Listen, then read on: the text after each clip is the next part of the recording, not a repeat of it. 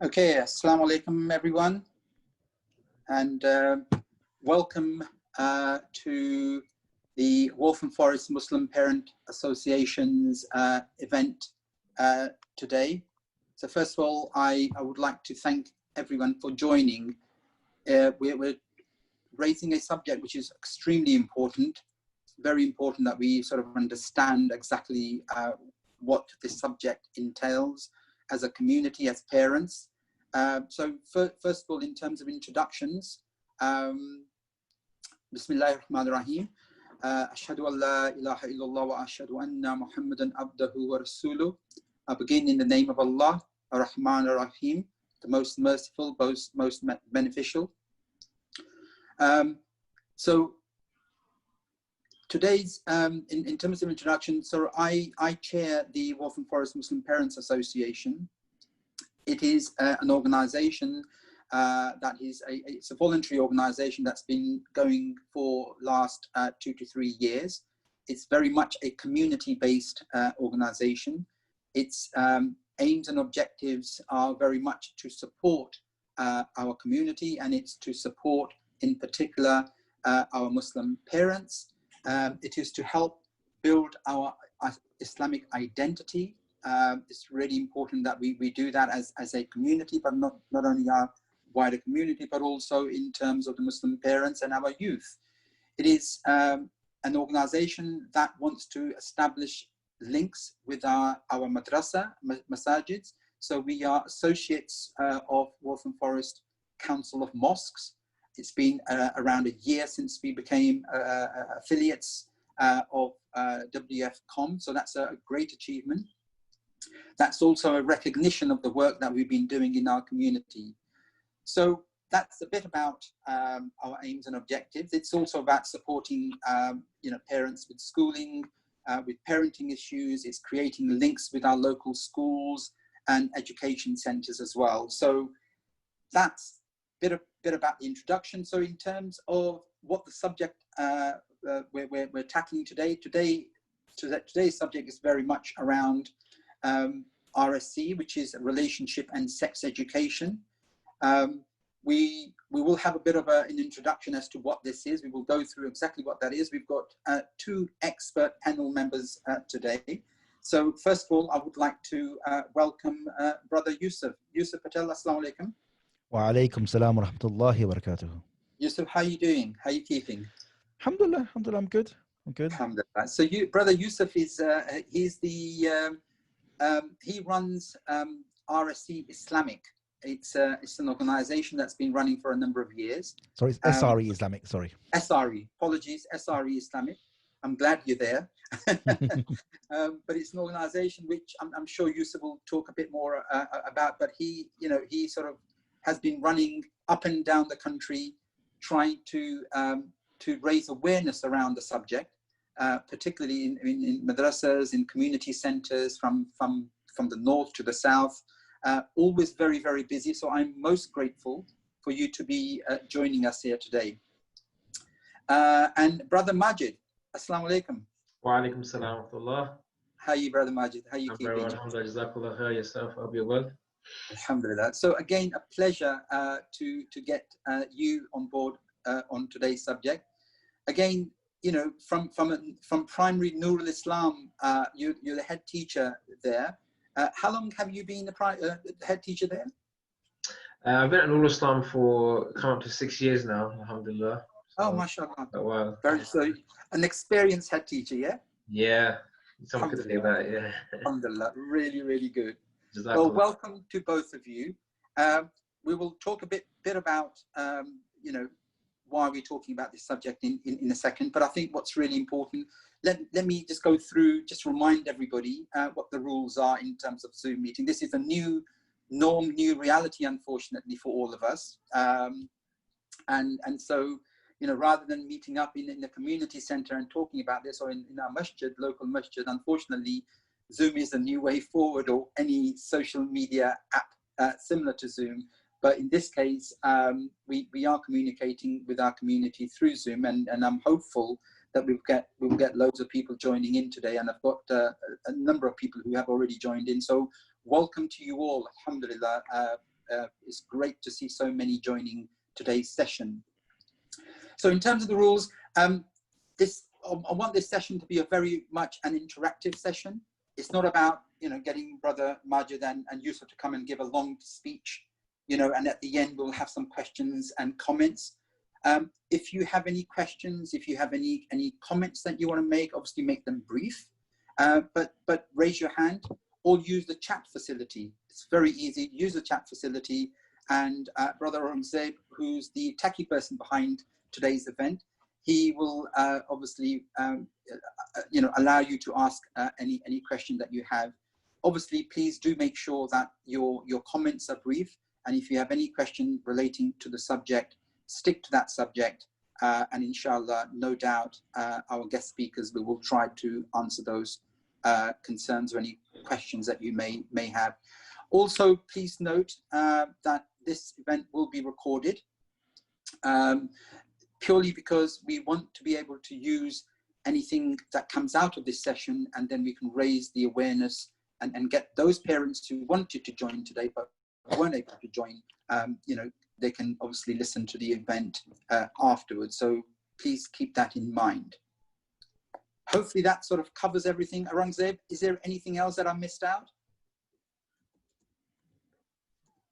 I'm assuming. No, that's it. I think if everyone can, if they want to ask a question, raise their hand and we can unmute you. And if you have any other questions on the, you can put it on the chat facility. Unfortunately, this is only on Zoom. It's not on Facebook Live and YouTube, but we'll upload the video after the event, inshallah. Brilliant. Jazakallah, Brother Aurangzeb. So, okay, so guys, once again, appreciate you attending. Today's subject is one of those subjects that often our community sort of hides away from. But before we look at that, I want to sort of introduce the subject in terms of, setting the context. So what's the reality? Over the last number of months, we've all, have been facing this pandemic, COVID virus that's been going around. That's created a huge challenge for our community. No doubt it's a challenge that's been created for our parents and our children as well, and in terms of their mental health and well-being. And those who joined us, this was a subject that we discussed at our last session just over a month ago. So in terms of the challenges of COVID and returning back to school, Brother Majid, just your views on that. Have the parents that you've been dealing with, have they shown any concerns around children starting back to school again next week? I believe most of them are starting. Yeah, Bismillah, alhamdulillah, wa salatu wa salam ala Rasulullah. Absolutely, I think nationally, internationally, globally, everyone is concerned about where we are in terms of the pandemic, what's happening, what's going to happen. But I always start reminding myself and all of us that ultimately this is a sign of Allah subhanahu wa ta'ala's power, and we always have to remind ourselves to put our trust in Allah. Remember our adhkar, remember our prophetic traditions in terms of protecting ourselves from illnesses and sicknesses and things we can see and things we can't see. This is something which the Prophet ﷺ has taught us cures for or protection from, particularly with adhkar in the afternoon. That as a given, first and foremost. Thereafter, obviously, we do have to tie our camel and make sure things are correct and appropriate. There's been so much in terms from the government about the return to school. I think all parents, teachers, myself, we're all keen to get our children back as long as we can do it safely. So most schools, in fact, all schools, I would say not most schools, all schools have been making preparations in terms of how that will look when it comes back to school. We are, alhamdulillah, ready, inshallah, to return back to school this week, and we're hoping to welcome our parents. And there's lots of things I could go into, or maybe not the right format here to go into those issues. But if you want to ask, I'm happy to answer those questions. But I mean, I think the key thing is that schools are going to return. There won't be any opportunity for parents not to send their children to school, which I personally think is the right thing to do, inshallah. And of course, you will, just like in any other aspect of school life, you're more than entitled to speak to the school. What has the school done? What have your schools done to make sure children are kept safe? Satisfy yourself that schools are doing that. One, I think, quite common misnomer amongst the community is that there'll be social distancing within school. So that's one thing I will say to parents and colleagues here, that social distancing within school is not possible, which is something which was quite obvious to everyone. Even the most well-resourced schools are not going to be able to social distance within school. So the concept within schools is social bubbles, and that basically is limiting the interaction between classes and year groups, depending on the school's context, so that we can deliver teaching, learning, and help children progress. So if people are expecting that they're going to be sitting 1 meter apart, that's not going to happen. They are going to be in their classrooms interacting with each other, and then trying to keep them within that bubble of that classroom across the school. And that's how schools are primarily managing this whole issue of the transmission, which is where the key issue is, because children themselves are not that susceptible to any serious illnesses from the disease, alhamdulillah. But what's unknown, of course, is the transmission and how that can affect the working adults in the school, the parents that congregate at home time, at school time. And that's where the kind of focus is about the social bubbles, and parents being quite, careful about coming into school, interacting, leaving the school quickly, following the guidance, one-way systems, and so on and so forth. Yeah. Jazakallah khair for that, Majid. And you're absolutely right. It's challenging times for everybody, and obviously particularly for parents with young kids. And I've got a 13-year-old, and he's been so, what's going to happen? Has the letter come in from the school? All sorts of concerns that he's been showing. Brother Yusuf, if I can bring you here as well. So COVID obviously is creating a lot of challenge for our communities, creating a challenge for everybody, in fact, not just the Muslim community. And no doubt parents are concerned about the health and well-being of their children. But isn't there also a concern that parents have around, 5-year-olds potentially being taught sex and relationship education in schools? And we've heard a lot in the media about, this is something that's going to be mandatory from September, but we know things have delayed until end of this financial year, i.e. end of March. So from April onwards, the schools throughout the UK will be obliged to teach. Are these concerns genuine concerns that parents have, or is it just blown out of proportion? Alhamdulillah Rabbil Alameen wa salatu wa salam ala Sayyidina Muhammad bin Abdullah Khatamul Anbiya wal Mursaleen. Firstly, Jazakallah khair for inviting me on to speak about this topic. So just to address your question, I think there's a mixture of obviously of emotions. There's a mixture of some feeling that what's going to be taught is inappropriate to our children, and there's some videos going around that sometimes spread maybe a false picture of what parents can expect. That doesn't mean that parents should not be aware, but what that means is that parents should be finding out, because I've seen a lot of fear from parents, and that comes about through watching videos from all over the world, from America and elsewhere. But that doesn't necessarily reflect what's going to be taught in schools. So that's the first thing that parents, I think, need to be aware of. But I think secondly, I think it's very important to say that when parents say RSE, relationship and sex education, is going to be taught in all primary schools from September 2020, that is not accurate, because sex education is not going to be made statutory in primary schools. So if a primary school decides to teach sex education classes, parents will be able to fully withdraw from those classes as they currently have and will have even after September 2020. But what is going to be made statutory in primary schools is relationships education, which is a different subject, a new subject. And if you look at the basic requirements of this subject, if a school teaches those basic requirements in a way which is respectful to communities and also takes into account the consultation process where parents' input is valued and is taken into account to shape how the subject is going to be taught, then there shouldn't be a problem. What tends to happen sometimes is that some schools can go beyond what the statutory requirements require. So I think firstly, parents need to be aware of what is required in primary schools under relationships education. And then secondly, really work with schools and approach schools and ask questions to schools before making a value judgment. For example, I spoke to schools and I spoke to parents who've come across videos on the internet and they say, look, this is what my children are going to be taught. They go into schools and say, this is what you're going to do to my children. You're going to corrupt my children. And then the school says, no, we have no intention of teaching what is in that video.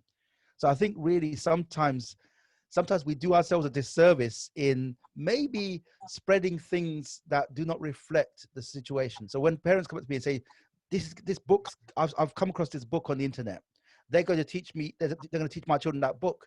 So I say, have you spoken to your child's school? And they say, no. I said, do that before you make that judgment. It's very important to ascertain the facts before passing that judgment. Sometimes we frighten ourselves more than we should by these viral messages that go around. So really the first step is to find out what my child's school is going to be teaching from September 2020. And one final point is that because of, you mentioned, Nadeem, about COVID and the disruption caused to schools around COVID-19.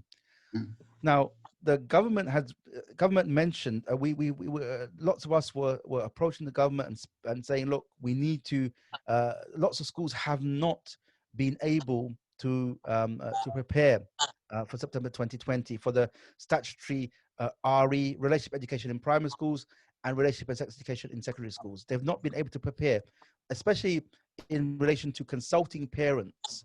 So if schools are not prepared, are they going to go ahead without fulfilling that statutory requirement? So the government made clear a few months ago that because of the disruption caused to schools by COVID-19, that schools will have the ability to delay the implementation of relationship education and relationship and sex education until summer 2021. That's April 2021. So that means that gives parents and schools much more breathing space to go through a process where parents feel a part of the decision-making process, and schools then can reflect that in what's going to be taught. Jazakallah for that, Yusuf. Brother Majid, in terms of your experience, obviously you're the head teacher of a primary school in the area, and Brother Yusuf is saying here, look, parents need to speak to their schools. They shouldn't just look at the videos that have been circulating around in the WhatsApps, all sorts of these, horrific images that have been circulating around, and parents are really, really concerned. Are your parents concerned about children being taught sex education in schools? I think, as Brother Yusuf, mashallah, and thanks to a lot of the work he's done, a lot of parents are more informed about what is and isn't happening.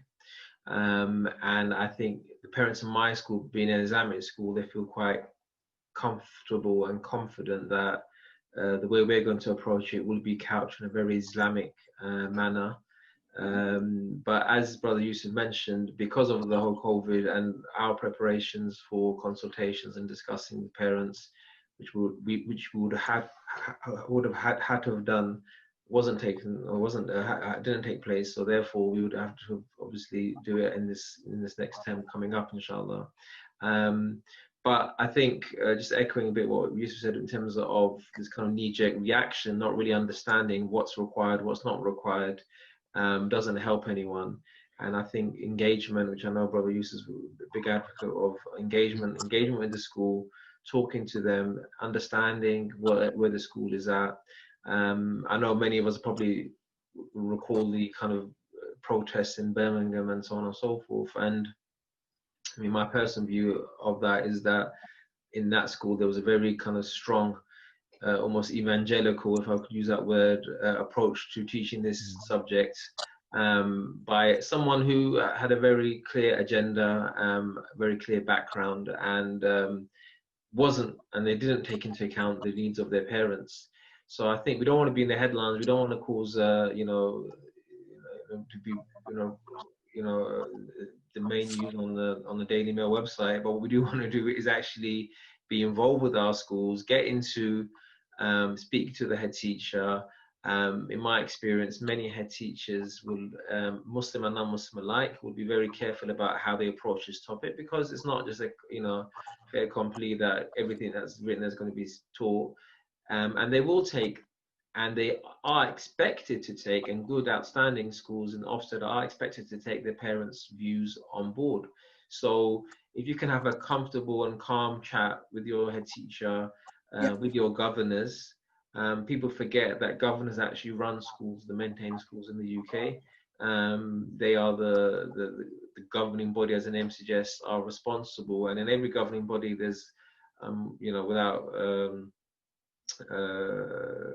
exaggeration, I think almost every single governing body will have a curriculum team that will deal with curriculum issues.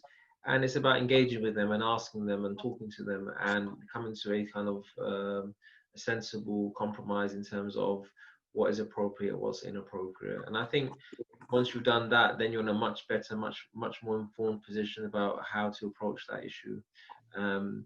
What you don't want to do is draw battle lines, because of course what happened in Birmingham, then of course, and also get involved and also talk about how the school bodies should not be influenced or well, the way to look at it is that the school leadership team should not be undermined by the parental body, and the school leadership team should be confident enough to speak. But it doesn't have to get there. There's a lot of stages before that point. So if you can have that conversation with your schools, if you are the people on this group here or elsewhere are involved in their schools and involved in being governors in their school, they'll be in a position to influence the discussion and shape the format of how those lessons will take place in that school. So Jazakallah for both of your comments there. But if I'm a parent and I feel that I've tried to engage my school, the school's not engaging very much. I know that nobody wants to appear on any of these tabloid newspapers, because we know how the media works, particularly towards the Muslim community anyway, because we know this is not an issue only for the Muslim community. Actually, it's an issue for the Jewish community, for the Christian community and other communities. They're also concerned in terms of what is being taught. But unfortunately, the media often picks up when the Muslims are making, their voices being heard. But the parents who are trying to engage and they don't get any response or very limited response from the schools, almost like, it's going to happen and that's it. Surely these parents have a concern and they should know exactly what's going on. What else?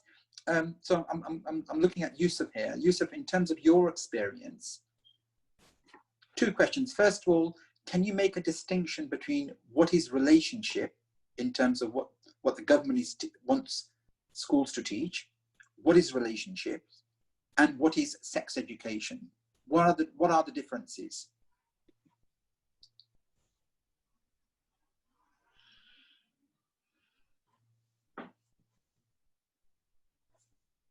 Yusuf, are you there?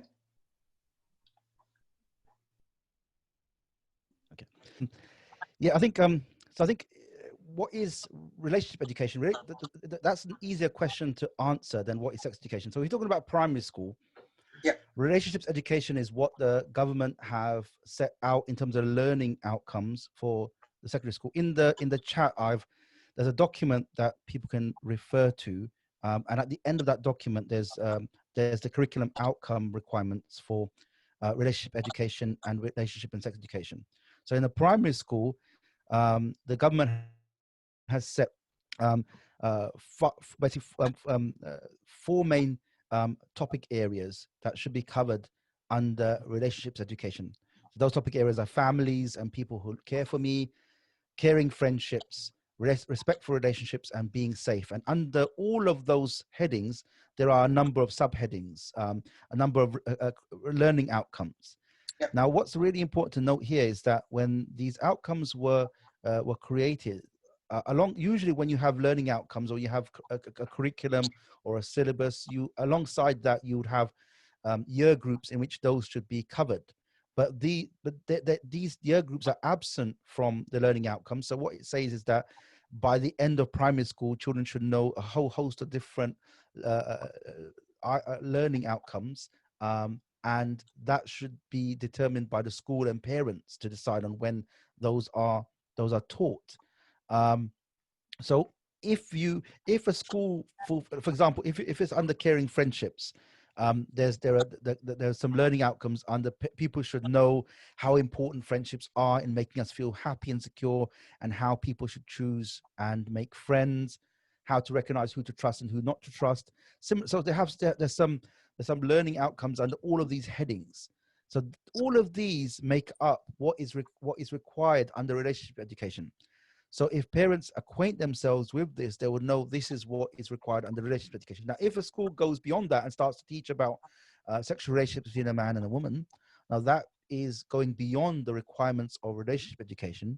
So that means now that the parent can speak to the school and say, this is not what is required to teach. So if you teach what's beyond these requirements, then I'm allowed, under every aspect of sex education, I'm allowed to withdraw my children.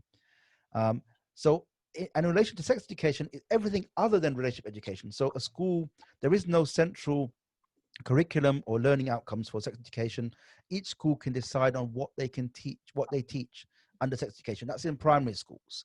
Yeah. There are no learning outcomes. In secondary schools, there are learning outcomes for relationship education and sex education. There are two components of the RSE curriculum in secondary schools. So you can also acquaint yourself with those. They're in the same link that I put in the chat box. And similarly, there are five topic areas that should be covered, similar to the primary school. And the only difference really is things like intimate sexual relationships will be covered within this. But what is really important for parents to bear in mind, that all the requirements of sex education as part of RSE in secondary schools, parents can request withdrawal from those. So parents can make a request to withdraw their children from the sex education aspect of RSE in a secondary school. Primary school obviously is not compulsory. Secondary school, they can withdraw from the sex education aspect. Is that what you're saying? So in primary school, they can withdraw from sex education without any reason. In the secondary school, they can make a request to the head teacher, who has the ultimate right to decide on whether to accept that withdrawal request or not. But the government has said in the majority of cases, parents will be allowed to withdraw from the sex education element of RSE when they make that request. So Yusuf, just let me pick your brains on this particular issue in terms of the sex education. Obviously, parents are listening in. Alhamdulillah, we've got a really good near 80 people who've joined in today, which is great news. So just pausing here, I guess. First of all, whoever's listening in, please, if you have any concerns, ask any questions that you're not sure about. Brother Yusuf is there. Obviously, he's got the expertise in terms of this particular subject matter. He's been raising the awareness around this throughout the country. Brother Majid is there as a head teacher of Noor Islam Primary School.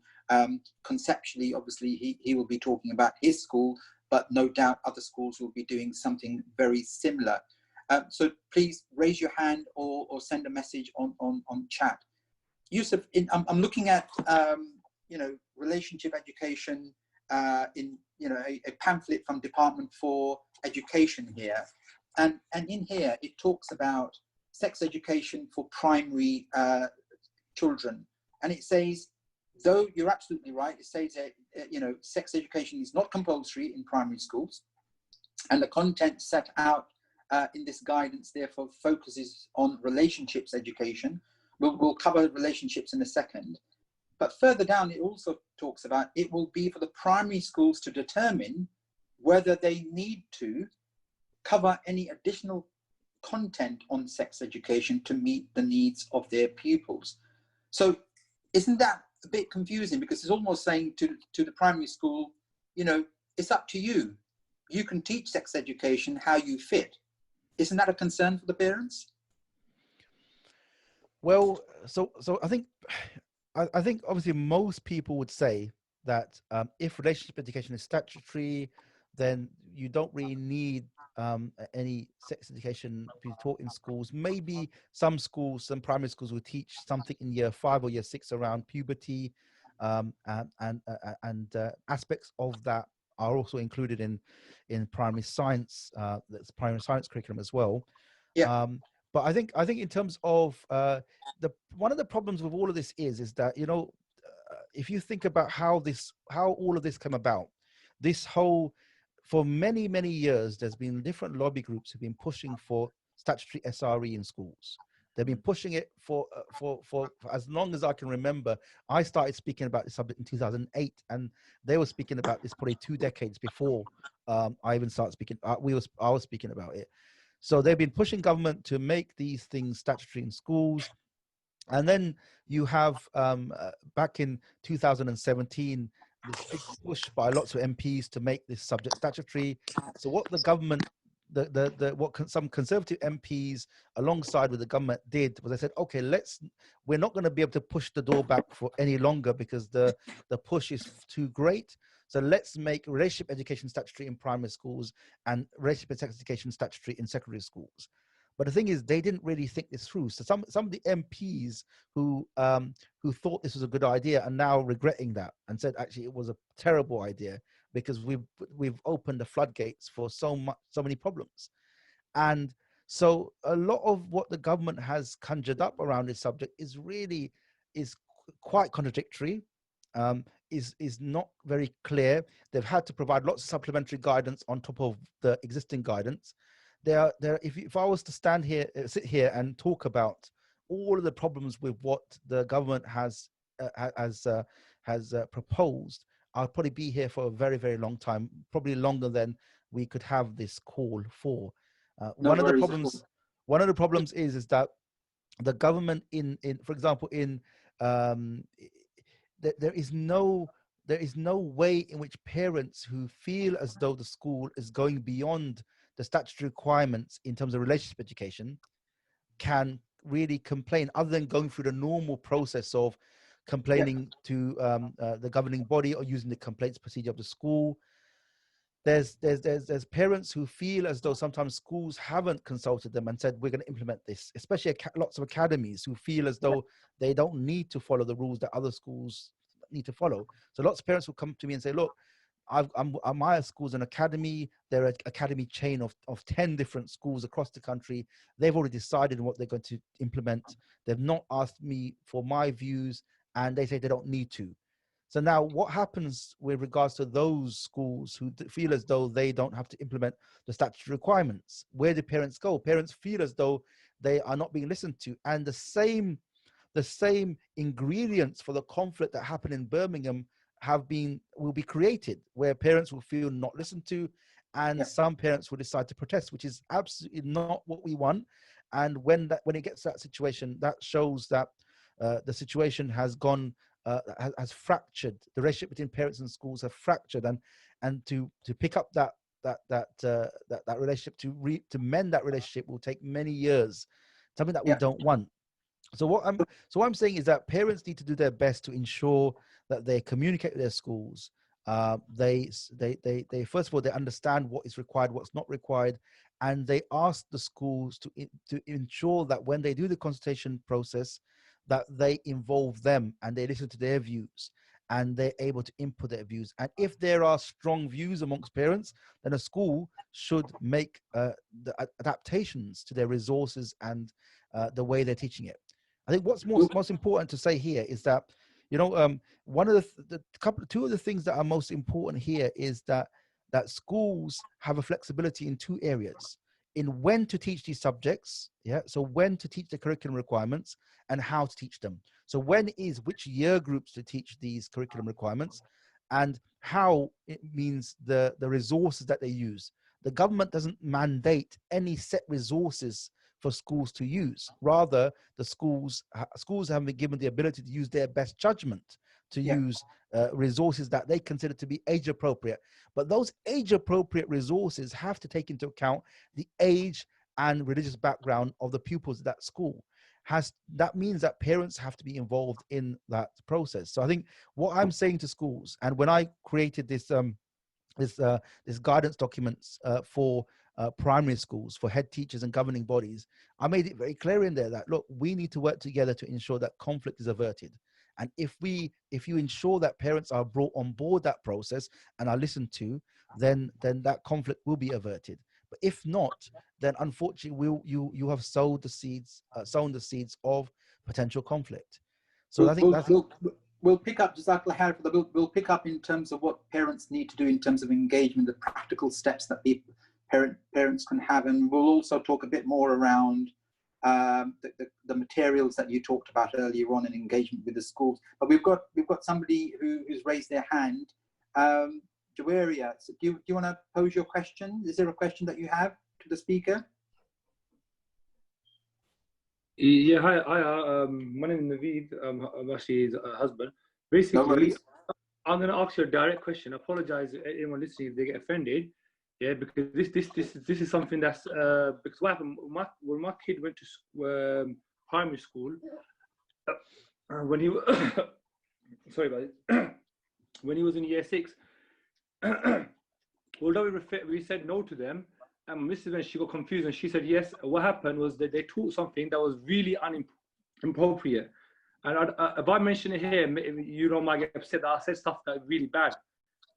And so now he's going to year 7, so I don't know what they're going to be taught. But the thing is this thing written in the curriculum, or this is their choice? Stuff like same-sex relationship. So okay, Jazakallah khair for that. So let's Yusuf, just let me come back to you on this point about. So you mentioned the curriculum. So in terms of a summary here, Department for Education has obviously set a broader curriculum. Now, how that curriculum is taken by the schools and how they teach that subject depends very much on the school itself. Primary schools, teaching sex education is not compulsory. However, they can decide to teach age appropriate areas around sex education. What that is, we don't know. Okay, relationships, which is a question that the brother asked earlier on, obviously covers the primary school and the secondary school.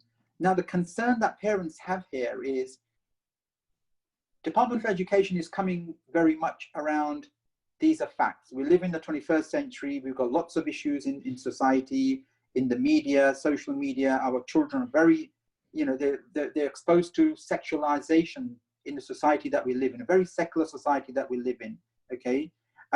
So in that context, what the government is trying to do, as I understand, and correct me if I'm wrong, they want to teach children so that when they grow up as adults, they are much more informed. Now, coming back to the question around relationships, which is what the brother was asking, telling somebody about modern Britain and saying these are the different types of relationships that are available or that are there in the society that we live in. And those include the LGBTQ types of relationship. If it's a factual information, we've got nothing to argue against that, because that's the reality that we live in. But now, if somebody a teacher or a school starts to put value judgments on that and starts to promote it in terms of their lessons, we don't have any control, do you, Yusuf?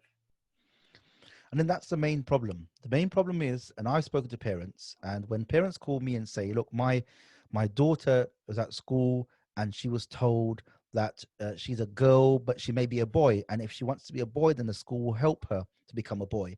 Yeah, parents are up in arms about that. When children come home from school and young boys and young girls, 6, 7, 8, 9 years old, in their formative years, where they're still developing an understanding of what their identity is and the multi-layered identity that they have, and they're told that Abdullah, when you grow up, you might like girls or you might like boys, and both of them are absolutely fine for you. So you could like boys, and that means you're heterosexual. You could like girls, that means you're heterosexual. You may like girls. You may like girls, and you're heterosexual. You may like boys, and you're gay or homosexual. That's absolutely fine with that. You can decide for yourself. Now we take issue with going beyond the factual elements. A school is not there to impose values upon children. If you're arguing that a school should actually reflect the society in which we live, okay, that's fine. If a school does say that there's different people in our society that have different perspectives on a whole host of different topics, then that's absolutely fine. But one issue is that the problem is, are you going to reflect every single lifestyle choice in the society, every single person, and what their lifestyle is, reflect their lifestyle in the classroom? No, you're not, because the number of different lifestyles of people, for example, I might like cheese, and I believe that's part of my lifestyle choice. Are you going to reflect that in the way children are taught? Are you going to reflect the fact that some children are living in families which are polygynous, where there's a father who has 1, 2, or 3 or 4 wives? No, the problem is that a lot of what the schools are being told to teach are reflective of different lobby groups and different interests who are trying to impose certain values in the school setting, so that the school setting is no longer a neutral setting where different values are explored, but ones in which values are imposed. So if a school says Bob in the class, he has 2 mothers or 2 fathers, that's reflecting the reality of the children in that classroom. That can be understood as a reflection of the society in which we live.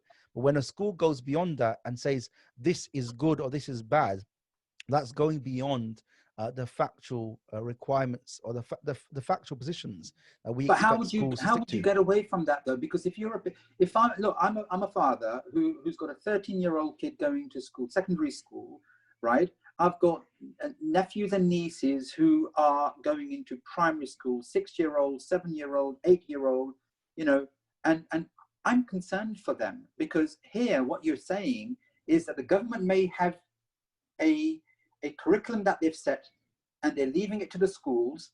It's quite broad, this curriculum.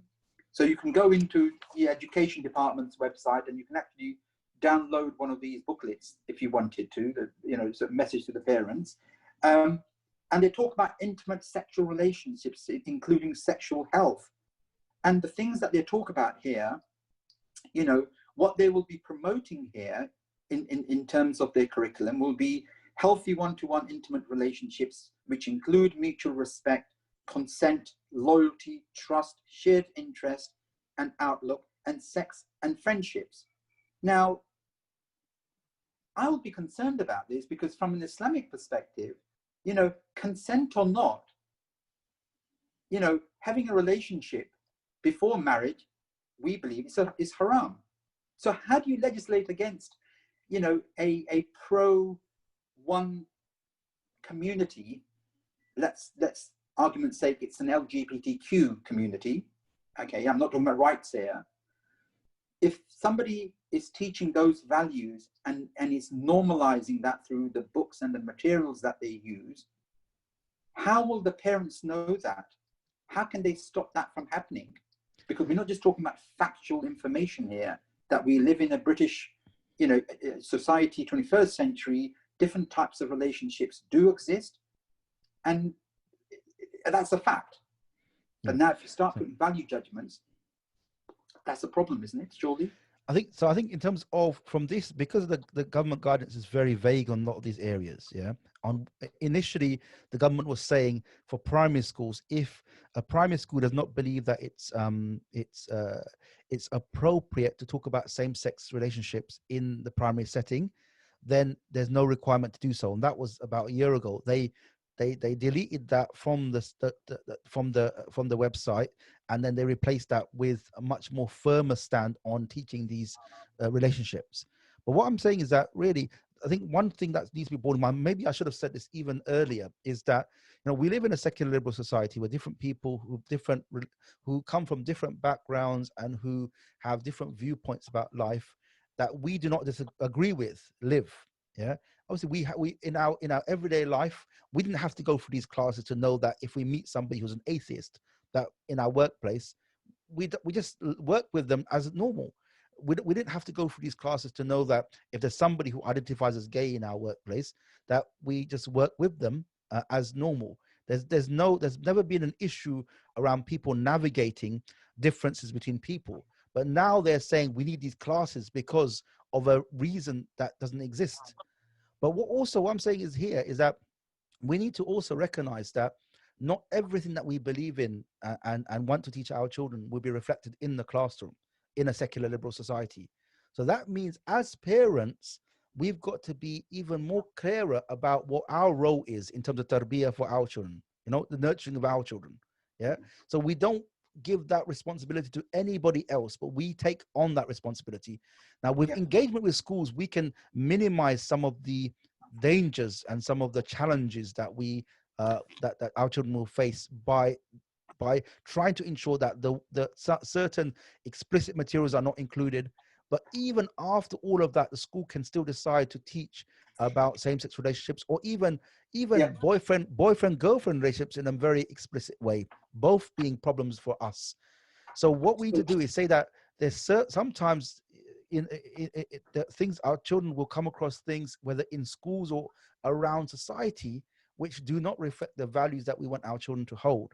So that means that makes it even more important for parents to play that pivotal role in ensuring that, for example, my 7-year-old the other day, he said to me, we were sitting together as a family, and he came across something. He watched some sort of cartoon and he said, Dad, what's gay?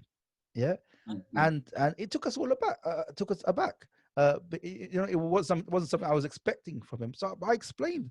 I said, look, there's certain people in this society, like for example, me and your mother are married. Some people in this society, they live with a man with a man or a woman with a woman, and that's not something that we believe in, but that's something that other people believe in. And just saying something very simple as that, he was oh, okay. He wasn't. If I had been very uncomfortable by that question, if I'd said, that's not a question that you should really ask, then that probably would have made it a bigger issue than it actually was in his mind. He just wanted to find a definition of a word, and for him, he didn't need any other detail. But what we need to become is our people who our children come to with these questions, with these concerns. And that when we raise our children so that they're very clear about what their values are. Jazakallah khair for that. We've got somebody who's got their hand up. So it says Majid. I'm not sure whether Majid is using his wife's phone or somebody else's phone. Another Majid. Majid, go for it. You have a question. Assalamu alaikum. I think your earlier question about is really pointing to what do we do? We have a bit of a dilemma here, which is that we send our kids to school, and in all reality, there's indoctrination going on. It's not just giving people information for the sake of information and raising awareness, but it's really the school is now being used to indoctrinate the kids to do with certain beliefs which are held by society. So it's not just information sharing, and how do we actually deal with that? And I think Yusuf already kind of mentioned the point that there are certain values in society which are prevalent, and now the government through schools and through laws are trying to indoctrinate, create beliefs in the minds of young children regarding sexuality and so forth. So the question is more about what can we do as a Muslim community to protect our kids when we go into school.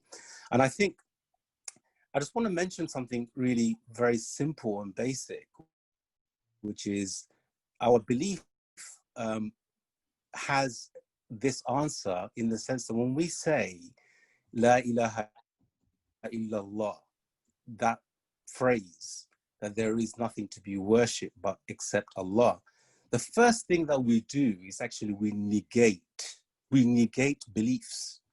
I mean, we may negate the beliefs of Christianity, Judaism, Hinduism. We negate all belief systems. And then we say, illallah, except the only thing that needs to be worshipped, worthy of worship, is Allah. So there is a process of negation and then followed by affirmation, right? This is our belief. And if we just understand that principle really well as a Muslim parent, and all our institutions that we have as a Muslim community, whether it's the masjid, whether it's our clubs, whether it's our societies, where, you know, our children, they go to. I mean, the mosques, for example, we send our kids to the masjids, right? And they go to the masjids, they learn the basics of Islam in terms of praying and fasting and tahara and wudu and etc. Now, in our masjids, for example, there needs to be a curriculum to say that we need to raise our children in the West, where our children are not only taught what is Islam, but they are also taught what is not Islam, so that we know what to negate and what to affirm. So the idea that we are talking about today, for example, you know, LGBTQ sexual relationship, is based on the idea of liberalism and freedom. This is a very unique idea in the West. They believe in the idea that every human being, he should be free and she should have the liberty to choose his own sexual orientation or not. Now, this idea itself, we need to, as a parent, understand that idea, what that idea actually means. We need to understand how to refute this idea, because this is an idea that exists. And then we need to be able to teach that to our children so they are confident, right, from our homes, from our school, or from our madrasas and what have you. So when they go to the class and they're hearing these ideas, they already have been, if you like, immunized, you know, from these ideas, from our homes, from our madrasas and what have you. So large part of our protection is down to, first of all, as Muslim parents, as Muslim institutions, how well do we understand the idea of liberalism? How well do we understand the idea of freedom? Because that is the basis of the entire policy, right? And that's a philosophical idea. And we should have the arguments, the counter-intellectual arguments to show the invalidity of these ideas and explain it to our children in a way they understand liberalism, freedom is incorrect. It only doesn't make sense rationally, but it also contradicts our belief, because the Prophet ﷺ, he gave the example. He says that the world, the example of this world to a believer is like a prison, and the example of this world to a disbeliever is like a Jannah.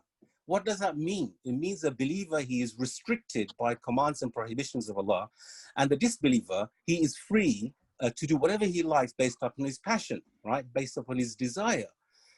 So if we build this idea in our minds of our children, so when they're encountering this idea at school or even in the workplaces, we've given them a basis to protect their belief, not only protect their belief and their understanding, but also for them to be confident.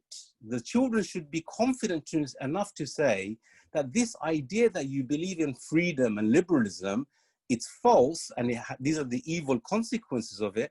And we have something even better, which is Islam, which is Iman, which is belief in Allah subhanahu wa ta'ala. this is where the bulk of the work really is for the Muslim community, is to arm our children with the correct ideas to understand what is kufr and what is iman. Jazakallah khair. Barakallah feek. I think that's a really good point, and we will certainly come our next session is very much looking at values and ideas, and that sort of leads us quite nicely to that. But I think there's another question, or somebody else's hand up. Assalamu alaikum.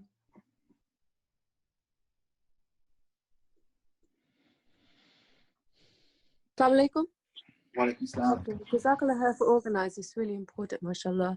I was going to say there's quite a few questions on the chat room. I don't know if you want to address those later. But I wanted to ask, what is, to Brother Ustad Majid, what is Noor Islam going to be teaching in regards to this? Because I'm actually just going to send my daughter to Islamic school, and she's starting reception, so she's age 5. I'm still quite worried as to what they'll be teaching, because quite young children are quite impressionable still. So if you can answer that. And also, I mean, it's not easy for all Muslim parents to send their kids to Islamic school and things like that. So what can parents must be involved in their kids' schools and become governors or things like that. What do you suggest? Bismillah. Yeah. Majid, do you want to address that issue, and then we'll move on to the values and ideas? Yeah, I mean, a couple of things, sister. I would say in reverse order. Like I said earlier, I think you do have to get involved. You have to be as engaged as possible in a very kind of collaborative manner with the schools. Most head teachers, they don't want trouble. They've got enough things to deal with. They just want to have and provide their children with good quality education. And a lot of our discussion is couched very much in the Muslim community.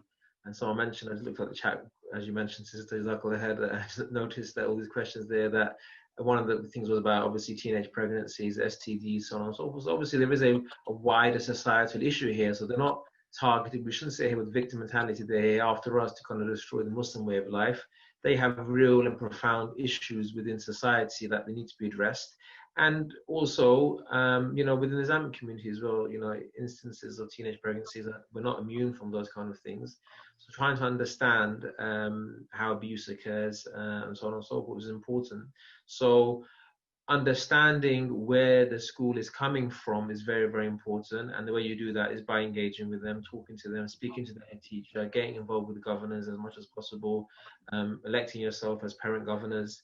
But always in a collaborative manner, because there are, as much as I've said, there are lots of very good head teachers, mashallah, lots of very principled head teachers. There are some that will look at parents as troublemakers and try not to get you involved. So you have to kind of utilize all the avenues you have. In terms of Noor Islam, and there's a question there about how we're going to approach. So our approach is similar to what's been mentioned by Brother Yusuf, in the sense that we are teaching certain elements of relational education at the age that we think is appropriate. And our values, or our view, or my view in particular here, is that our children are not immune. Our children do not live in vacuums. We're not living in an area where they do not notice. And Bro, you just mentioned a cartoon that his son innocently put up. And there's so much, I often joke with, we say we haven't got TV, but we've all got iPads, and kids are accessing materials left, right, and center. Go back to, I don't want to get too conspiratorial about this, but from back to the Teletubbies and things like that, where there's no gender assigned to the to these kind of characters. So the point here is that our children are aware, whether you're on BBC News, just looking at BBC News, something will come up, it'll be the first gay kiss in EastEnders or something of a topic like that. So our children are going to see this, So our approach in our school is very much that we will talk about these relationships in the older years, year 5 and year 6, and we will talk about how Islam has certain values. The brother mentioned what our Islamic values are, which is crucial, because what happens to our children, unfortunately, is because it's taboo, because we don't want to talk about it, hear no evil, see no evil, then our children's minds are filled up with hearsay, peer group discussions, or as I mentioned earlier, evangelical individuals from their school who are talking to them about their sexuality, about their lifestyle choices, and supporting them, and see it as their mission to support these poor, impoverished children that are stuck behind this dogma of religion, and therefore we need to kind of support them through this kind of crucial phase in their life. So if you, as in my case, as a school, if we don't deal with these as they're leaving our school, transitioning into, a lot of our children going to kind of state secondary schools, then someone else is going to come in secondary schools and teach them the opposite of what we want to teach them. So, we shouldn't be too pessimistic about discussing these issues, or too averse to discussing these issues, I should say. We should discuss them with our children. Primarily, as someone else mentioned in the chat box here, it's about the parents involved with their children, interacting, discussing, having that relationship with your children, that they will come and talk to you about it, as opposed to going to their friend or to some other individual, so that when they do encounter it, they know, okay, look, I'm a Muslim. Fine, you have those values, that's your prerogative, but as a Muslim, I know my values and this is what I believe in. Otherwise, I just tell an anecdotal story of a friend of mine in secondary school. They have a big kind of push for the LGBTQ month in secondary school, and he was telling me about Muslim children standing up quoting verses of the Quran, no less, justifying people's choices, particularly the verse La ikraha fid din, there's no compulsion in religion, and using that as a way of justifying that we can't force people to do this or not do so and so. So I think it's really important, sister, that one, we engage, so that we're involved with our schools, but also engage with our own families so that we can have those discussions. And then particularly to the question of what Noor Islam does, and obviously like I mentioned here, we do deal with these issues as they leave our school, because if we don't deal with it, then we're actually doing a disservice to our children. And I'm talking about here particularly about relationship education. We do also have a kind of growing up curriculum, tahara, obviously signs of puberty, things that children will encounter, so that we also deal with that in a very kind of sensitive Islamic manner. Jazakallah khair. I think we've got another hand up. Assalamu alaikum. Do you want to raise your question? Wa alaikum salam. My name is Abu Dawood. I want to raise a question which to do with what Brother Majid from Noor Islam referred to earlier. We know that we have something called social distancing, and this is vital in addition to washing hands regularly and various other practices, wearing masks and so on. However, within a school scenario, as Brother Majid mentioned, it's not possible to have social distancing. Rather, what we have are social bubbles. Now, this is maybe an educational term. This is something that certainly Joe public, people widely are not familiar with. We understand social distancing, but we don't know what social bubbles are. So why is the government going against its own policy of social distancing?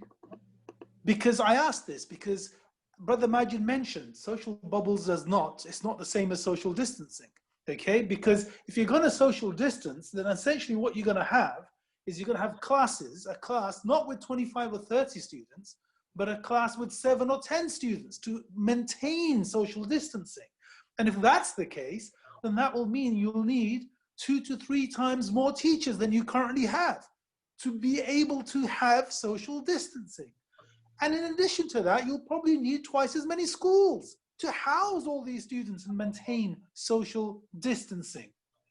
So rather than do the right thing, which is social distancing, Boris Johnson, the government, they seem to be going for political and social expediency. It's about the parents want to go back to work. Okay, we've seen what's happening inside households, how crimes within the family, how wives and partners are being beaten up because for whatever reasons, we've seen all kinds of things happen due to coronavirus and people staying at home. So I'm not suggesting that is the only reason. There are no doubt a plethora of reasons. However, parents, a political decision has been made that parents must be freed from looking after their children and go back to work. Because by going back to work, this is an attempt to revive the economy. And but what happens as a result of this is that people, due to schooling, will result in an increased R number, an increased number of COVID-19 infections. Therefore, more people will die. More people will have poor health. More people will be unable to fully participate in the economy due to physical, mental, other health issues. So this will have a negative impact on the economy. So essentially what I'm trying to say is that there seems to be some political agenda as to if social distancing is vital to overcome COVID-19, then why are you telling students to go back to school and not do social distancing? So something is inherently wrong with this approach. I mean, So Abu Dawud, Jazakallah khair for that. Obviously, Majid, just before we come on to that, obviously there's genuine concerns that parents have around social distancing, the well-being of their children going back to school. The government has no doubt their own agenda around, the fiscal position. Obviously, there's a huge pressure on the economy at the moment. No doubt these are lots of questions, interesting points Brother Abu Dawud has mentioned. I'm concerned, I'm conscious of timing as well. And I'm also concerned that, today's subject is very much focusing on RSC. So we can pick that up question separately, but is it something that you want to mention very briefly before we move on? Just very briefly to answer his question. I mean, I'm not going to get into the intentions and the will and the kind of the bigger debates, because it's a massive debate and I can't really get into it, and I don't feel qualified enough to be absolutely honest. However, just to answer your question, why is social distancing not the same for children? The government position and the scientific position is that the danger to children is limited in terms of the seriousness of the illness. Therefore, they are not impacted as great, and the statistics seem to bear that out in terms of who are the kind of the people that suffer most from this illness. So they don't feel this direct danger to children. Secondly, the transmission between children has not been kind of established, so they feel that's also another reason why. So they are the reasons why they are saying that, okay, you won't need to. Now, you could say that's, hot air or whatever, I'm not really in a position to say that, but, or comment on that. However, that's their position and that's their rationale. However, within schools, teachers are expected to stay away from children as much as possible. So class teachers will be situated around 2 meters away from their children. They won't be, as close as they may have previously been, because the danger is to the adults within the school as opposed to the children. Jazakallah khair for that. As I said, it's no doubt it's a subject on its own, and parents certainly have that concern. Let's come back to this whole idea of, we were talking about engagement, parents' roles and responsibilities. Brother Majid and both Brother Yusuf, I know you both mentioned how it is vital for parents not only to be engaged in the well-being and the teaching of the right values and right ideas to our children, and engaging the schools when it comes to, what will be taught through the curriculum. Government has set an agenda, but my question to both of you, and it's linking it back to one of the brothers who sort of talked about values and society. Isn't the problem for the Muslim children in our community at large much bigger than this schools teaching RSC here? Because we're talking about living in a society. We are a community that has certain values, certain norms, certain ideas. We are being influenced through social media, through the education system and what's being taught. These values of freedom, You can have any type of relationship as long as it's consensual. It's okay to have a boyfriend or a girlfriend. It's not a problem. And yes, we know we live in a society where these values exist. So isn't the problem much bigger than simply RSC? You know, 15, 20 years ago, the whole concept of LGBTQ, you know, or, you know, the values that people used to hold were different to perhaps they're now. They're much more relaxed. That modesty is no longer an issue anymore. And our community and our children are being affected by that. So how do we tackle this issue? Let's bring Brother Yusuf in now, inshallah. I think that is a very good point. I think whenever we discuss this issue, we say that it's not just about what your children are being taught in school. It's what they see on TV. It's the behavior they see when they walk down the street. It's lots of things that they see around them. I think it's really important that we recognize that that it is more than just what's being taught in school. Yeah, I think it's going back to a previous point that we talked about, that, you know, it's really about, if, you know, imagine if, as an analogy, imagine if your child had never seen a Sharon fruit. Yeah, one day they come across that Sharon fruit and they think, what's that? Is that a dodgy apple? Because they haven't been told, or there hasn't been a connection between what something is and some information that they need to make that judgment. If you rebuke them and say, "Oh, you don't even know what a Sharon fruit is. How stupid are you?"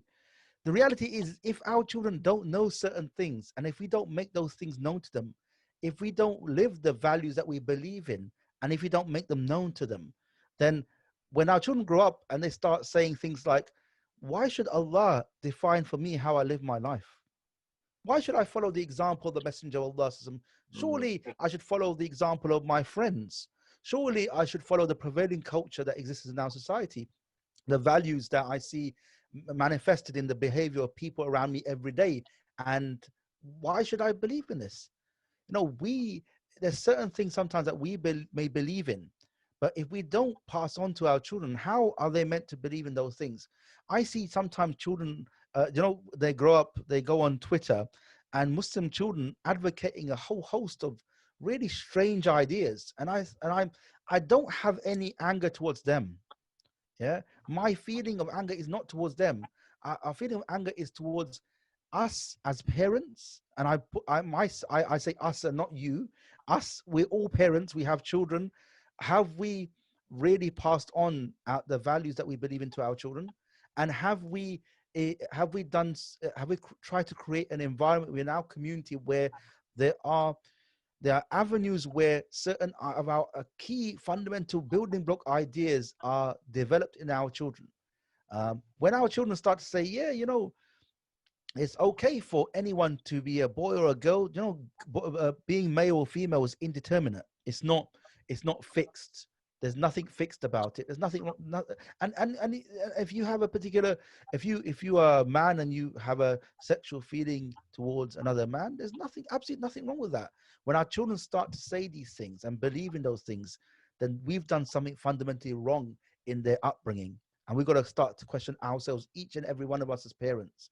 But So Brother Yusuf, if I can interject there, you're absolutely right. This is exactly what we should be telling our children. We should be telling them, you know, what's right and what's wrong from an Islamic perspective, you know.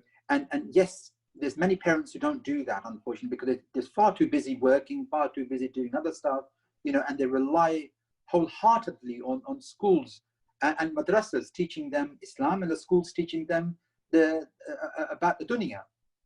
But even if we carried on and taught them about the right values and right ideas, we live in a society, and society is far too powerful for us to be able to control any of this. If that's the case, tackle that? If that's the case, then every single one of us will believe in the prevailing values of society, isn't it? If you say that we almost are hostage to the prevailing values of society, why is it that any one of us believes in what we believe in today? Yeah, surely we would all, if it's scientifically proven that the prevailing values of society leads to every single person who comes across those values as believing and acting upon those, then why is it that we are different to that? Why is that we believe in different values to the values of secular liberalism, which believes that you make your own desires God, that everything you desire in terms of you want to be allowed or good, then you make that good or allowed. The reality is that there's certain issues here. One is there's the effort that us parents put into raising our children, not just in teaching, but in also acting as, the tarbiyah is not about teaching your children generally. It's about role modeling behaviors that which they pick up. Yeah. But also secondly is that even before all of that, there's something that sometimes we do not do enough of that we do much more of. Firstly, who is responsible for the guidance and the misguidance of our children? Who is ultimately responsible for that? Who is in control of all of that? Allah subhanahu wa ta'ala. If we are not asking him first, second, third, and fourth for the guidance of our children, for the istiqamah of our children, for their uprightness, if we're not asking Allah in every conceivable moment to guide us and our children, to keep them safe, to keep them upon this deen, then we are placing our emphasis and our efforts upon the material means to achieve what the material means cannot deliver. So really those two things. One is Allah subhanahu wa ta'ala wants of his servant to put in the effort. And then also Allah subhanahu wa ta'ala wants us to ask him and beseech him for all of our needs. We need to do both of those things. And even after all of that, there is no guarantee that our children will be safe. There is no guarantee that our children will still be Muslim when they're older. There's no guarantee that our children will live the same values as we live. But the thing is, what we're accountable for is what we did in terms of our control, what we did in terms of our efforts. And everything else that we say, I haven't got the time for this, I don't have the money for this. All these things are not really excuses. They are things that we use as obstacles for us to achieve what we want to achieve. And so I think it's really us saying today that I take full responsibility for raising my children. And I don't let the TV raise my children. I don't let society raise my children. I don't let my children's friends raise my children. I raise my children. Sometimes I go across the country, speak to parents. One of the questions that parents always say is, look, what are the madrasas doing to raise my children? And I say, what should they be doing to raise your children? That's not their role. When Allah subhanahu wa ta'ala says, Ya ayyuhalladhina amanu, ku anfusakum wa ahlikum nara, he doesn't say that for the imam of the masjid for our children. He doesn't say that for the school teacher for our children. He doesn't say that for anybody apart from the parents of children. The first and primary responsibility to raise our children is parents. So we first of all need to take that responsibility and not try and subcontract that out to anybody else. And secondly, we need to do that with such seriousness. And sometimes I speak to parents when they haven't done what they should have, and they say to me, look, now what do I do? And sometimes, when we reach a situation, there's never a situation where it's too late to act. But sometimes we act when we're at crisis point, and that's something we need to change. We need to be more proactive. Jazakallah khair for that. You're absolutely right. The primary responsibility is with the parents, but obviously, the society that we live in is far more powerful, and you can try whatever you like. At the end of the day, we're still relying on the wider society through its education, through the public opinion that's created, to obviously influence, and often in the wrong direction. We've got one or two hands up. Fiaz Akhtar, Assalamu alaikum. Walaikum salam. Can you hear me? We can, yes. Yeah, just to make a quick comment, I completely agree with what Brother Yusuf has said, and just to pick up on something. In my professional and personal experience, I find that many young people are scared and embarrassed to ask their families questions around sex and relationships. Even many parents don't know how to approach this subject from an Islamic perspective.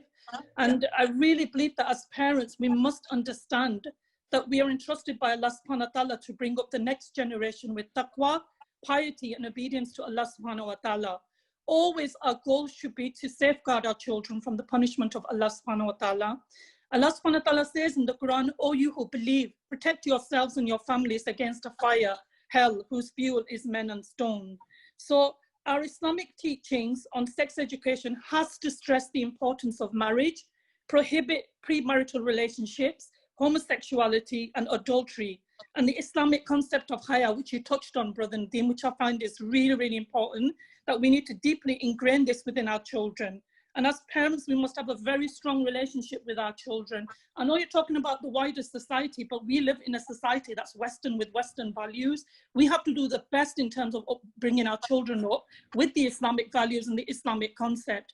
Sex and relationships has been given such a dirty word in this society. But when you look at it from an Islamic perspective, and we need to ingrain that in our children, that sex is something beautiful between an adult, you know, like husband and wife. It is a beautiful relationship that happens. So we need to be talking about this, and we need to be as parents at the forefront of all of this. It's really, really important. So I just wanted to stress the importance of that. Jazakallah had some really, really valuable points made. I've got another hand up. Jamil Muhammad. Assalamu alaikum. Assalamu alaikum. Wa alaikum salam. I don't sound negative, but it looks like it's a losing battle, especially with the sort of kids going to school in the education system, the formative years. Their sort of emotional sort of disposition is being formed, and it's at that time when speaking to them and trying to develop certain concepts to protect them from these sort of foreign ideas, you can't really develop it at that stage. So Brother Jamil, what should the parents be doing? What should we do? Well, that's what I'm saying. It's a losing battle. We're looking at the only possible solution is to withdraw them at those particular years and teach them outside of school, unless there is an independent sort of Islamic school where you can actually bring them up in an environment which is Islamic and not partially Islamic or whatever that.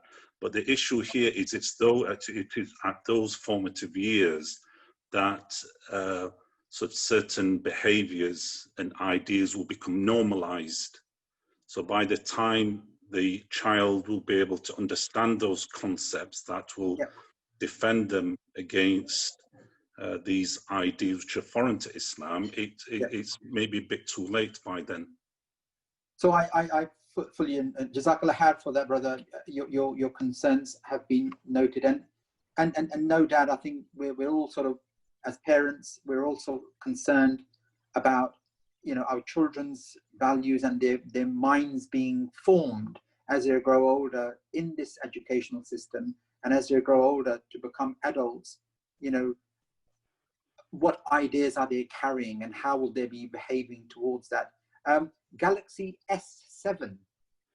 Assalamu alaikum. You got your hand raised.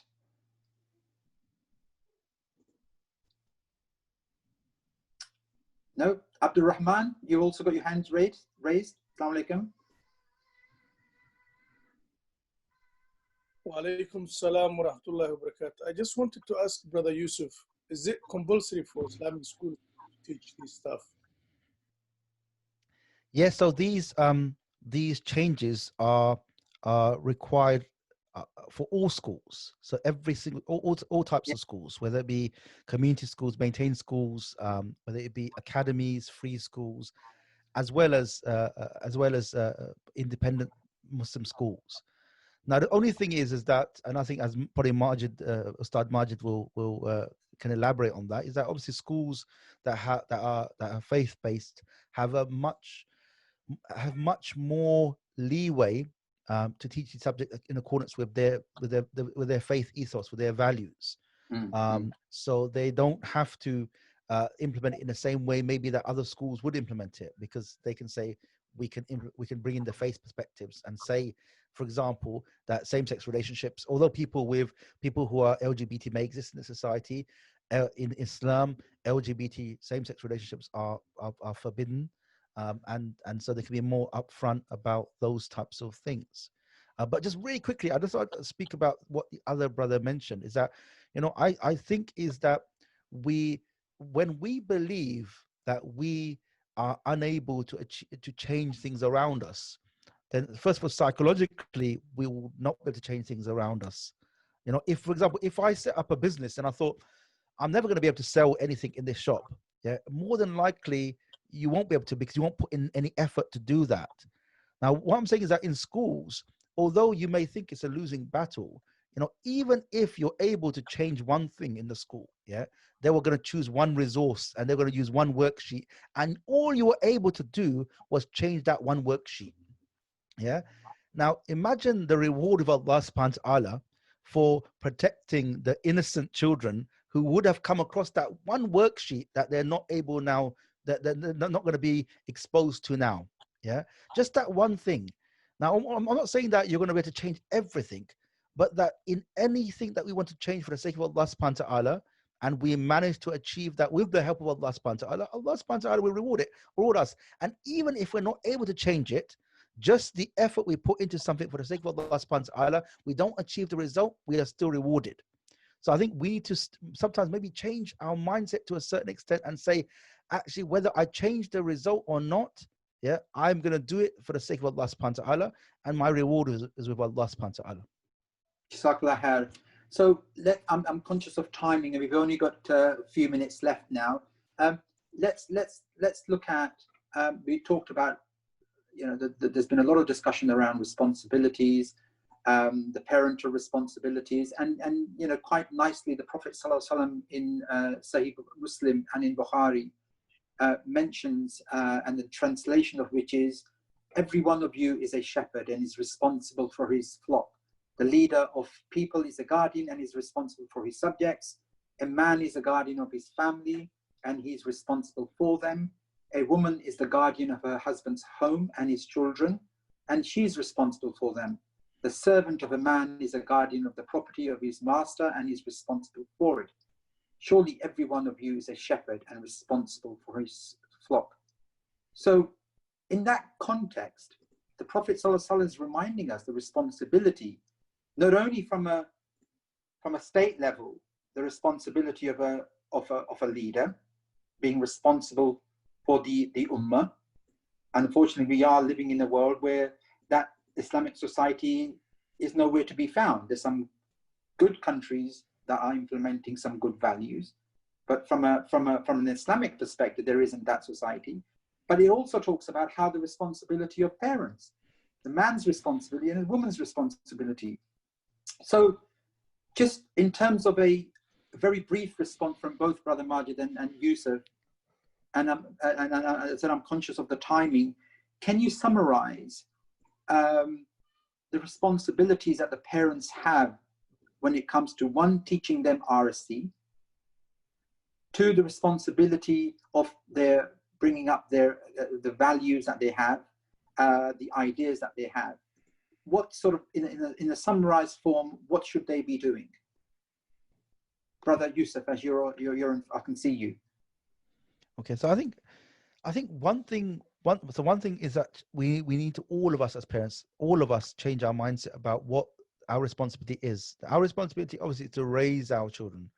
Our responsibility is not the results. It's not whether they're guided or not whether they live our values or not. But we are there almost to nurture the seed. We plant the seed and nurture the seed. Now, when it grows how it grows. But if we've given that seed, that nurture, that love. So I think there's a few things that I think is very important when I speak to fathers as well, because fathers sometimes are not as involved in their children's lives as mothers. There's three things really that I think are essential for us in raising our children. One is affection. There's three A's I'm going to go through very briefly. Affection, loving your children. You know, loving your children is somebody. When you say you need to love your children, it seems like, yeah, that's like teaching. That's the obvious thing, isn't it? That's an obvious thing. But what do we mean by love? Yeah, you know, thinking about especially our cultural baggage. I don't know about you, but when I was growing up, it was not the done thing for the father to show overt love for his children, to kiss them, to hug them. You know, there's an example of the Prophet where the Prophet came across a tribal chief who said, look, he saw him kissing his grandson, and the tribal chief said, look, I've got 10 children and I never kissed them. And the Prophet ﷺ was very upset by this. Yeah, he said, "Man la yarham, la yarham." Yeah, if you do not show mercy, you will not be shown mercy. Yeah, the Prophet would kiss his grandchildren, would kiss his daughter Fatima radiallahu ta'ala anha, would show affection to all of his children. Yeah, overt attention. Yeah, and they say that if children who grow up without knowing that their father, especially their father, loved them, yeah, they try and find that love elsewhere. They get involved in relationships to try and find that father figure that they didn't get in their childhood. Kiss your children, hug your children, show them that you love them, and tell them that you love them. So that's the first one, affection.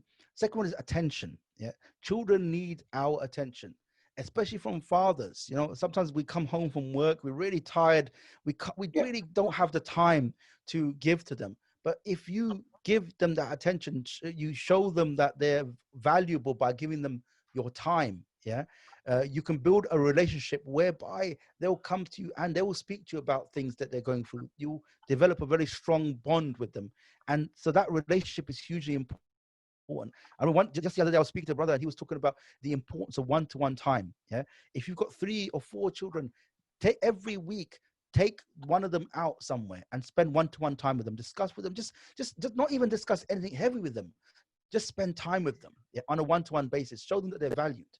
Yeah, and the final thing, so affection, attention, and affirmation.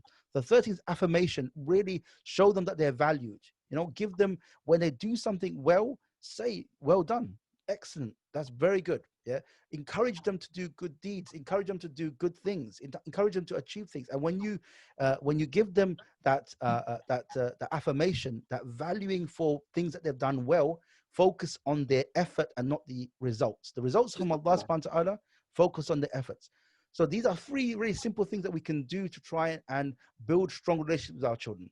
So relationship is key to everything. If we build a strong relationship with our children, they'll want to imitate our behavior and how we act. And if we're acting based upon the love of Allah, love of Salah, love of Quran, love of seeking the knowledge of Allah, they'll see that modeling of behavior and pick that up.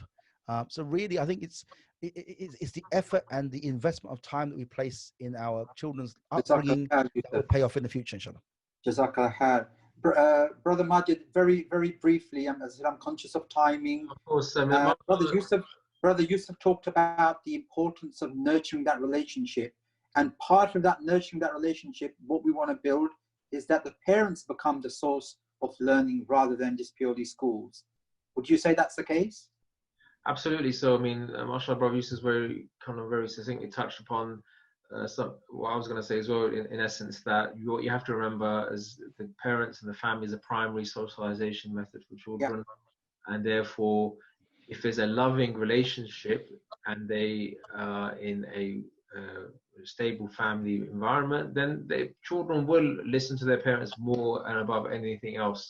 And that's something which we should never forget. Obviously, the problem is when you have dysfunctionality in families and they seek emotional support and love and care from outside the family, that's where things go absolutely wrong. And this goes into relationship between husband and wife, their mannerisms with each other, how they interact with their children, how they behave. Because the biggest, the most powerful thing we can do for our Islamic ethos is our own example. I've often said to our children, our teachers in my school, I say, it's not what you say that they learn, it's what you do. Yeah. That's very, very important for families to remember as well. And then I just saw a few questions quickly on the chat, which kind of links into the last bit about, what do parents in terms of understanding what the schools are doing, they can go to their schools and ask for the policy and ask for the curriculum map that details what's being covered, when it's being covered, what you'll be teaching, and then that will give you a good understanding of what and when it's being taught, so you're informed. And that is something which is kind of entirely, you're entitled to get from the school. And once you've had that information to hand, then you can have a further discussion about whether you think is appropriate and inappropriate. And just touching on another point about a teaching assistant talking about promotion of certain values in school, you're always going to have that. You know, our children are exposed to computer games, they're exposed to media, they're exposed to football stars, everyone, right? So you're always going to have these values rammed down their throats that we perhaps don't particularly like. But if the family is secure and loving, then they will always return back to the family to seek clarity and understanding of whether those values are appropriate and inappropriate. And that's something we should never forget, inshallah. Jazakallah khair for that. Brother Majid and Brother Yusuf, both of you, really appreciate your presence today. I think it's been a really, really good discussion. Big subject, a huge subject. A lot of concerns that parents have, but obviously, you know, the last bit was the last discussion that we've just had. It's extremely vital, and that's around the responsibility of the Muslim parents. I think in terms of a take-home message, RSC or no RSC, we live in a challenging environment, a challenging society where our values, our ideas are constantly being challenged, no doubt. And we know the challenges for the Muslim children in our community is far bigger than just simply, schools teaching relationships and sex education. Because let's face it, whatever values that the society holds, whatever ideas that the society holds, these subjects will be taught according to them. They're not going to teach anything according to the Islamic values. That's our responsibility. You also talked about the responsibility of the parents, building that nurturing relationship with our children, spending that quality time with our children. Let the parents become the source of learning, and do not just simply say, I've given the money to the Imam Sahib in the masjid and it's their responsibility, or I send my children to an outstanding Ofsted school, everything's going to be okay. Well, no, actually the primary, and even in the Department of Education's leaflet, they talk about the responsibility is with the parents first. They are the first source of learning and nurturing our children. So building that criteria for our action, has to be from the Quran and the Sunnah. How we deal with people, how we deal with RSC. We shouldn't shy away from that. And I think there's been a lot of discussion in chat there, and people are talking about how valuable these issues are. We live in a society where these issues are a concern, but we are the ones as parents who should be teaching our children and having that conversation, an open conversation with our children. We shouldn't hide away from that whatsoever. So that was my summary. Any final points from either Brother Yusuf or Brother Majid? If not, so I'll just say if you want to, there's some resources on the website sreislamic.org. If there's a couple of guidance documents for secondary schools and primary schools, support schools to understand our perspective. There's some visuals about the legal requirements for schools to teach it, for what consultation should look like. So please do go on the website and have a look. And if you need any help, then you're free to contact us for further support, inshallah. Jazakallah khair. And also Waltham Forest Muslim Parents Association, again on chat, there is a link there to our Facebook page. Do keep in touch with us. We have these events regularly. We try to keep them sort of every 4 to 6 weeks. We are hoping to have another event in that sort of period. But what we need is some input from yourself. We need your help and we need your support. We cannot do this on our own. We're obviously individuals who are concerned. No doubt you are also concerned, otherwise you wouldn't be joining into these discussions. Please do let us know if you want us to tackle a particular subject that you think is going to be useful for our community, for our parents and for our children. So until next time, let's finish up with the dua. Brother Majid, could I kindly request that you do a final dua before we finish off, inshallah? I'll do the dua the Prophet ﷺ said to read at the end of any gathering, which is Subhanaka Allahumma wa bihamdik, ashhadu an la ilaha illa anta, astaghfiruka wa atubu ilayk. Jazakallah khair. Jazakallah khair for all those who have been listening. We, I think, managed to reach just around 90 people at one point in time. And a huge thank you to both of our speakers. Jazakallah khair. Assalamu alaikum wa rahmatullahi wa barakatuh. Wa alaikum salam wa rahmatullahi wa barakatuh.